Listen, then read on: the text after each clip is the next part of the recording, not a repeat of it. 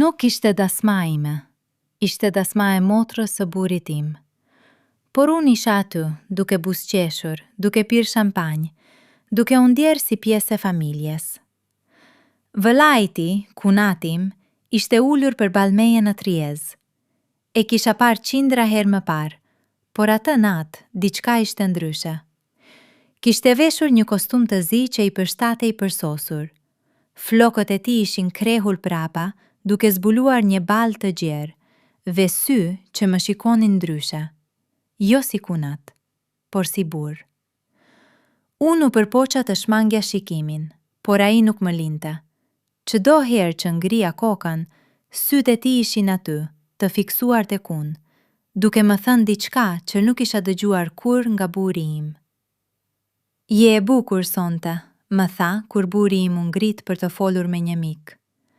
Faleminderit, shprita duke u ndier e skuqur. Por ti je kunatim, nuk duhet të thuash gjëra të tilla.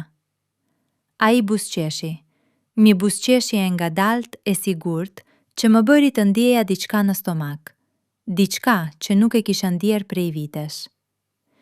Nuk jam kunati i sonte, tha. Sonte jam thjesht një burr që sheh një grua të bukur. U ngrita nga Trieza dhe dola në obor.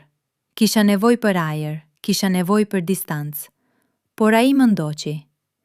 Po ikën, më pyeti duke dalë pas meje. Po, thash duke u përpjekur të mos e shikoja. Kam nevojë të marr frymë. Edhe unë, tha duke u afruar, por jo për të njëjtën arsye. Ai qëndroi pranë meje, kaq afër sa ndjeja ngrohtësinë e trupit të tij, dhe unë nuk u tërhoqa. Nuk u tërhoqa sepse, për herë të parë në 5 vjet martesë, ndjeja se dikush më shifte. Jo si grua, jo si nuse, jo si anvise, por si një grua që ende mund të dëshirohej. Çfarë po bën? Shprita duke e ndier zërin tim të dobët. Ajo që burri it nuk po bën, tha ai duke më marrë dorën. Të shoh.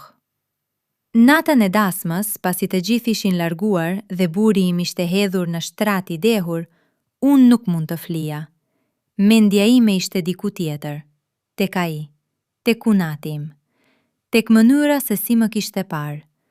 Dhe kur telefoni im vibratoi në Triezën e natës, unë e dija kush ishte. Je zgjuar? Shkruante ai. Po, u përgjigja duke ndier zemrën të më rrihte si daulle. As unë nuk mund të fle, po mendoj për ty. Nuk duhej të përgjigjesha, duhej ta fikja telefonin, ta haroja, të kthehesha te burri im. Por unë nuk e bëra, sepse për herë të parë, dikush po më fliste si grua, jo si anvise, jo si nën, jo si përgjegjëse. Edhe unë po mendoj për ty, shkrova, para se të kuptoja çfarë po bëja. Takimi i parë ishte në një kafene të largët, ku askush nuk na njihte. Isha e friksuar, e dridhur, por e tërhequr si një flutur nga zjarri. Ai ishte i qetë, i sigurt, duke më parë me ato sy që më bënin të haroja kush isha. Nuk mund të vazhdojmë kështu, i thash duke pirë kafe. Jam e martuar, me vëllain tënd. E di, thanks ai. Por ti nuk je e lumtur, unë e shoh. Dhe ai nuk të sheh. Si e di ti? Sepse unë të shoh, tha duke më marrë dorën mbi Triez.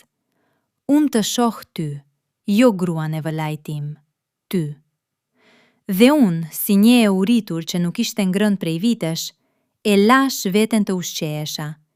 Nuk isha më gruaja e dikujt, isha vajza që dikush dëshironte. Dhe kjo ndjenjë ishte më e fortë se çdo betim, çdo premtim, çdo përgjegjësi.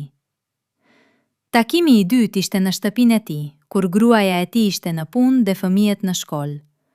Unë e dija se ishte gabim, por kisha kaluar kufirin kur i isha përgjigjur mesazhit të parë. Ai më priti në derë me një buzëqeshje që më bëri të haroja emrin tim. Më çoi në dhomën e gjumit dhe unë nuk rezistova. Sepse ai nuk ishte burri im. Ai nuk ishte rutina, përgjegjësia, lodhja e përditshme. Ai ishte Roçka, diçka e ndaluar, e ngjeth, që më kujtonte se unë isha ende gjallë. Kur ai më tërhoqi pranë tij, kur më puthi me atë pasion që buri im e kishte haruar, unë ndjeva se trupi im po fliste një gjuhë që e kisha haruar. Një gjuhë pa fjalë, pa arsye, pa të nesërme. Isha e tij për ato minuta. Dhe buri im, betimet tona, jeta jone përbashkët, u zhdukën si reve në erë. Ti e mrekullueshme, më përshpriti ai duke më mbajtur në krah. Dhe unë besova, sepse në atë moment nuk doja të isha gruaja e dikujt. Doja të isha e dikujt që më donte. Edhe nëse ai donte vetëm trupin tim, mjaftonte. Mjaftonte për të më bërë të ndjehesha e gjallë. Por pas kënaqësisë erdhi faji. U ktheva në shtëpi dhe pash bujrin tim, duke fjetur në divan me televizorin ndezur dhe një gazetë në gjoks. Ishte i lodhur, i thjesht, i zakonshëm. Dhe unë ndjeva një dhimbje në gjoks që nuk ishte fizike. Kisha tradhtuar, jo vetëm besimin e tij, por edhe veten, sepse unë isha ajo që gjithmonë kishte qenë kundër tradhtisë, kundër gënjeshtrave, kundër dyfytyrësisë, dhe tani isha bërë pikërisht ajo që ureja. Më fal, përshpërita duke e parë të flinte. Më fal që të harova. Por ai nuk më dëgjoi, flinte i qetë, pa e ditur se gruaja e tij ishte kthyer në shtëpi me trupin e një tjetri në lëkurën e saj. Takimi i tretë nuk ndodhi kur, sepse kunati im më dërgoi një mesazh që më hapi syt. Kjo ishte hera e fundit. Kam vendosur t'i qëndroj besnik, grua sime. Ti je e bukur, por nuk ja vlen rreziku. Mbeta duke parë ekranin, pa frym. Ai kishte marrë atë që donte, dhe tani po më hidhte si një lodhër të përdorur. Nuk isha më e dëshiruara. Isha rreziku që ai kishte vendosur të shmangte. Lotët më erdhën, por jo nga dashuria për të, nga poshtrimi. Kisha rrezikuar gjithçka, martesën time, familjen time, dinjitetin tim, për një burr që më kishte parë vetëm si një aventurë, një roçk që e kishte shijuar dhe pastaj e kishte lënë. U deshën javë të tëra për të kuptuar se çfarë kishte ndodhur. Jo tradhtia e tij ndaj meje, por tradhtia ime ndaj vetes. Isha fokusuar te kunati sepse ai më bënte të ndjehesha e dëshiruar, por në të vërtetë unë nuk doja atë. Doja të ndjehesha e dëshiruar, dhe buri im, pa e kuptuar, më kishte lënë të etur për kaq shumë kohë, sa kisha rënë në grackën e parë që më ofronte ujë. Një natë u ula pranë burit tim dhe i thash, duhet të flasim. Ai më shikoi duke vënë re diçka në zërin tim. Çfarë ke? Kam humbur veten, thash duke qarë, dhe nuk e di si të ta shpjegoj. Nuk i tregova gjithçka. Nuk isha guxim, por i tregova se isha e paknaqur, se ndjehesha e padukshme, se kisha nevojë për të, por ai nuk ishte aty. Dhe ai më dëgjoi. Për herë të parë më dëgjoi pa e ndërprerë. Fiuam terapin, jo për të shpëtuar martesën, por për të kuptuar se çfarë na kishte çuar deri aty. Ai mësoi të më shikonte jo si grua që kishte marrë për të mirëqenë, por si një person që kishte nevojë për dashuri, dhe unë mësova të flisja, jo të ikjat e të tjerët. Kunati u bë një kujtim i hidhur, një gabim që më kushtoi shumë, por që më mësoi diçka të paçmuar, se unë nuk kisha nevojë për një burr tjetër për t'u ndjerë e gjallë. Kisha nevojë të rizbuloj veten time. Sot kur shoh kunatin në festa familjare, nuk ndjej asgjë. As dëshirë, as hidhrim, as turp. Ndjej falënderim.